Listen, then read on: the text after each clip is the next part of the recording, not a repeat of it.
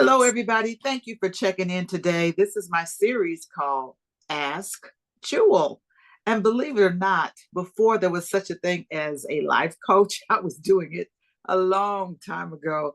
I would sit in Simply Wholesome restaurant here in Los Angeles and coach people. I'd go to Ashley Stewart and coach people. I'd go to the malls and sit there and talk with people. But it has really, I've learned to craft this concept of being a life coach and a counselor. And so I'm reviving Ask Jewel to catch up with the technology and take advantage of the Zoom. So thank you so much, Jasandra, for being with me today. Oh, thank you for inviting me. Thank you so much. Yeah, and I'm excited because I counsel so many women, but it's not always comfortable for everyone to share publicly the issues they are seeking guidance on. So I want to thank you so much. Can you just share briefly why you found it significant to have an Ask Jewel moment today? Well, you have been inspiring me for years. Number one, you've been my transformation coach from a distance, Uh, up close, and everything in between for many, many, many years. And it's just the timing is perfect. It's perfect timing. I'm mhm. in the transformation mode. I'm seeking any help I can get from trusted individuals God has put in my path, and He put you in my Mhm. path. And so I'm ready. I'm ready to be coached into living my best life. So, Amen. mhm. Well, Gisandra, I cover everything from relationships to trauma to resiliency, grief, um, achieving one's goals, overcoming procrastination, learning how to trust yourself and trust God and become mentally strong, emotionally strong, spiritually strong, even health. Even though I'm working on my own health issues, I love being of support to someone. So, which one of those areas should we talk about today? Woo, you kind of, I'm like, check that box, check that box, check that Yeah, box. yeah. Just everything you said, I can utilize. But actually, I'm in the middle of building my personal business. I'm in the branding and marketing space, and I feel in order for me to coach folks in that space to be their best they can be within their business, I got to be at my best. And Mm-hmm. so I would love to talk about balancing and dealing with past trauma and how to let it go and move forward. That's a And big, so, that's a mhm, big quest. And Gisandra, we're fortunate. We're living in a time where we have the language for it. Because there was a time that our mothers and aunties and grandmothers didn't have a language that talked about trauma. And so, is this something from the childhood or something recent? no, it's a childhood trauma that I'd never dealt with. I just put it in the suitcase and packed it up nicely and thought I Hmm. could just walk through life and it wouldn't affect me. But it has Right. dramatically affected me from for many, many, many, many years. And I'm glad I'm recognizing it. So I feel I'm halfway there, but I need to be coached through it so I could be a blessing for those that God put in my path. To, Well, I really want to acknowledge you for having the awareness because it is a process. And when you said you put it in a suitcase, we call that spiritual bypassing. Like, I'm going to walk mm, around this. I'm not going to talk about it. I'm not going to acknowledge it. I'm going to act like it didn't happen, but it's always in the background. And there's mm, two things that happen when people experience trauma as either they run from it and the situation follows them, mm, or they turn around and they face it. And mm. it's in the facing of it where the liberation and the deliverance happens. Amen. And it So, takes a lot of courage because, as you said, you want to, it's so ugly, it's so painful, it's so shocking, it's so traumatic. And then if it happens in your childhood, and I think that's what I'm hearing was your childhood, what comes with that is a lot of secrecy, a lot of mhm, shame, a lot of mhm. judgment, a lot of unworthiness. And Yes. eventually it could be addictions, it could be just withdrawing from life. I'm Mhm, not playing. mhm. I don't care if anybody sees me. Or the toxic side is that we attack other people Mm. or we attack ourselves. Do you Yes. recognize any of those Yes, yes. I Coping go, strategies? yeah, I recognize that the way I cope with it is that I would go into a cave, when I Mm, felt people were getting close. right. So, it took another trauma of losing someone that kind of shocked me forward. And Mm. so I was so glad that that happened. So that's why I'm seeking, your guidance, and I'm definitely going to take this further than this conversation. I mean, literally, I'm so serious about it. It ain't even funny. Wow, I- Jasandra. yeah, I just really acknowledge your courage. And I'm in my seventh decade. I'm not sure where you are, but isn't it a shame that sometimes we get wise too late and old too fast? It's like, wait a minute, I'm just now dealing with this situation and it's been chasing me all my life. And holding it down, suppressing it, experiencing depression, because when we don't express, we become depressed. But mm, I love the fact that I can see through social media how you have evolved and how you've turned your trauma into some amazing creativity. I wrote down some of the things that I've seen because I'm a wordsmith. I love playing with words. I love etymology. I love understanding the origin of words and the power of the words that we speak. And I often use acronyms. And I'm going to share with the audience today some of the acronyms that you have created because they're really good anchors. I find them to be yes, anchors. And yeah, one of them is FEED, FEED. And you say fruitful education every day. And I love that because I often use the analogy of fruit and growing and fruits of the spirit. And my ministry is Women on the Grow. So if you are staying close to the vine of the Lord and close to the vine of teachers and healers and mentors and coaches, you're going to bear fruit. And then another one I love is one, WON, and you write winning over negativity. Oh, that's good. That's when you know that you're no longer spiritual bypassing. It's like, I'm going to face it and I'm going to be a winner. I love that, Cassandra. And I yeah, love this one too. Pain, PAIN. And you write perseverance, which is one of my favorite words, perseverance against inner negativity. See, because the battle is not external, the battle is inside. amen. How do I face my pain?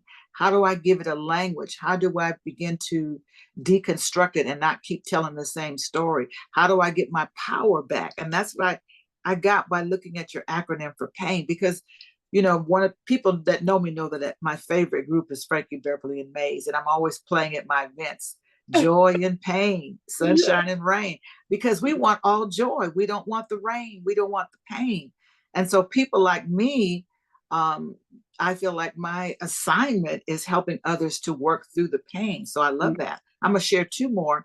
I love the one you had for change, which is, mm, you said you're in transformation. That's just another word for change.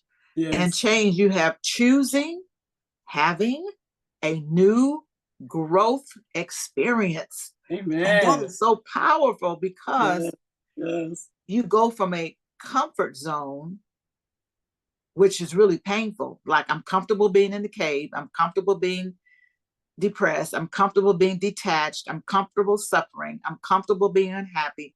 And you go from comfort to growth zone. yes, And yes. that's where I want to be of assistance to you, is to Yeah, get out of the comfort of like being an introvert. I don't want to be seen. I'm not answering the phone. yes, I'm comfortable right here in my cave. yes. And so what do Yes, I say? Stay in the light, come out of the darkness that's into the right. light. That's And the right. last one I love, no, I think that was the only one I had four. They're four Y- powerful ones. But Yes, what I'm hoping for my clients is that you learn to be a safe place for yourself.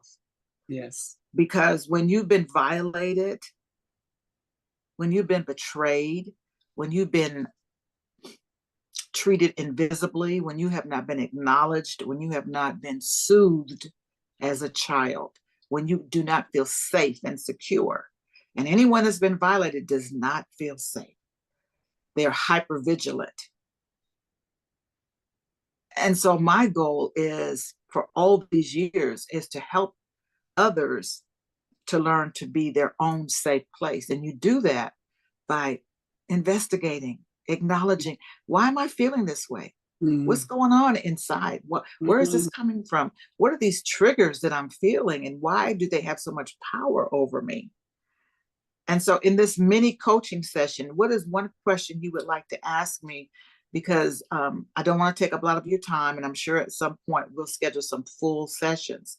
But what Amen. would you like to ask me in this mini coaching session? Well, again, I've been following you for so many years. I'm utilizing a lot of your teachings via social media and just following you intensively.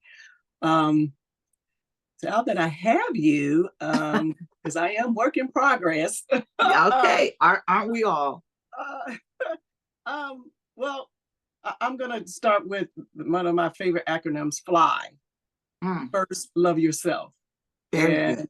And so I feel I'm a fly girl now, and I feel that we have to first love ourselves before we can effectively love others or even work Mm-hmm, with others. And that's where I'm at. mm-hmm, So mm-hmm. I just need help with balance and because I'm following everything else you're saying. You got I'm dealing with it. I'm walking through the pain. I'm working through the pain.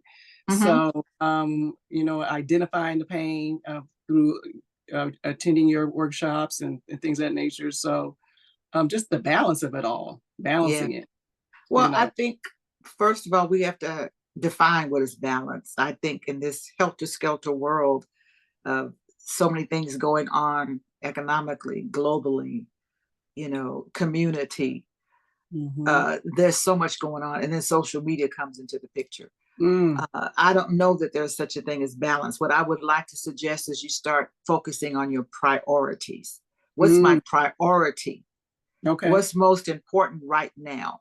And I Yes. love using the analogy of a triage, that when someone that has been wounded comes into the emergency room, they have to determine, who do we treat first, the one that just got shot or the one that just has a cut? Mm, mm-hmm. So we have to say, okay, is this something minor or is this something that's bleeding? And if I don't pay attention to this, it could Mm-hmm. really cause me a lot of problems. So Mm-hmm. let me triage right now. I got all these things coming at me: phone calls, emails, demands, obligations, meetings, family, you know, and not to mention your own personal needs. Got to eat, Mm-hmm. got to rest.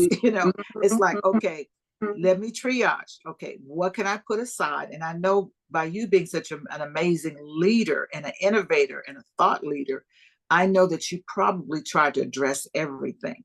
Mm-hmm. And then you realize, I can't do it all. It doesn't mean I'm a failure, but I've Mm-hmm. got to find out, what is my priority today? What's my Mm-hmm. priority in this storm? What's my priority? And and trust God and trust yourself that you'll get to those other things. But right now, I'm bleeding in this area. Mm-hmm. I'm Mm-hmm. hemorrhaging in this area. Yes. Yes. See? Yes. Yes. Okay. I love metaphors, just like you like acronyms. So I hope that gave you a good visualization. It did, it did, and you're so right. I'm at a place now that I beat up myself when I don't help everybody that God Mm-hmm. puts in my path.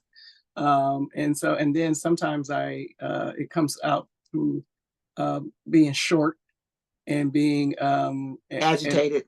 agitated, and then it comes off and it transfers to the client. And I don't want to do that. So I'm glad I recognize it and I go back and apologize, but I would like to not do it at all. Yeah, and that's coming from your backstory when you've been Yeah. violated, and and first of all, I'm so sorry that happened to you. But what happens is that sometimes we strive for perfection because we feel like, is there something wrong with me? Why would this happen to me? Right. And so that child creates a story in their head. There must be something wrong with me. Why would I be the target? Why wasn't I protected? Why do I not feel secure? Why do I not feel enough? And so we go Mhm. into overdrive and we try to do everything perfectly. Does that Yeah. make sense? Yes, it does. Yeah, you're human. You're human, Jasandra. I'm human. I was Right. struggling with this computer situation today. It was like, oh my God, I don't want to look inefficient. I don't want to look like I don't know what I'm doing. Well, it was the Right. technology. It wasn't me. But I Right. know that that inner voice sometimes will just trip us up and make us feel like I don't want to look stupid. I don't want to look weak.